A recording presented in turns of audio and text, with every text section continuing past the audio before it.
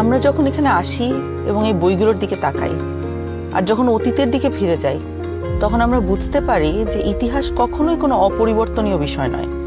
এটি মানুষের ইচ্ছা শক্তির দ্বারাই পরিবর্তিত হয়। এখন আমাদের নিজেদের ভাগ্য এবং ইতিহাস আবারও নতুন করে লেখার সুযোগ নিয়ে এসেছে গণভোট 2026। সবার মনে একটা প্রশ্ন, গণভোটটা আসলে কি? গণভোটটা হলো আসলে একটা ভবিষ্যৎ বাংলাদেশের ম্যাপ।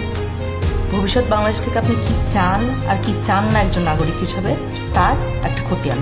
আপনি কি এমন একটি বাংলাদেশ দেখতে চান যেখানে কেউ চাইলে 10 বছর বেশি প্রধানমন্ত্রী থাকতে পারবে না? এমন বাংলাদেশ যেখানে সরকার চাইলেই বিরোধী দলের সম্মতি ছাড়া জরুরি অবস্থা জারি করতে পারবে না, চাইলেই জরুরি অবস্থার সময়ে নাগরিকের বেঁচে থাকার অধিকার কেড়ে নিতে পারবে না, চাইলেই এক্সট্রা জুডিশিয়াল কিলিং করতে পারবে না?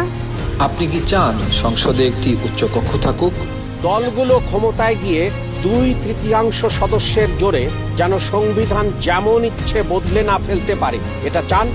সংবিধানের যে কোনো পরিবর্তন করতে হলে উচ্চকক্ষের সমর্থন লাগুক, এটা চান? সংবিধানের কিছু গুরুত্বপূর্ণ বিষয়ের পরিবর্তন আপনার মতামত ছাড়া কেউ করতে না পারুক, অর্থাৎ গণভোট ছাড়া সংবিধানের গুরুত্বপূর্ণ বিধানের কোনো পরিবর্তন সরকার যেন করতে না পারুক। আপনি কি চান তত্ত্বাবধায়ক সরকার কিভাবে তৈরি হবে এটা সরকারি দল এবং বিরোধী দল মিলেই ঠিক করুক? একই রকমভাবে নির্বাচন কমিশন, পিএসসি, সিএজি এসব গুরুত্বপূর্ণ নিয়োগে বিরোধী দলেরও ভূমিকা থাকুক? আপনি কি চান সংসদে নারীদের প্রতিনিধিত্ব বাড়ুক? দেশের বিচার ব্যবস্থা সরকারের প্রভাব মুক্ত থেকে স্বাধীনভাবে কাজ করুক, যাতে আমাদের মতন সাধারণ মানুষ বিচার পেতে পারে?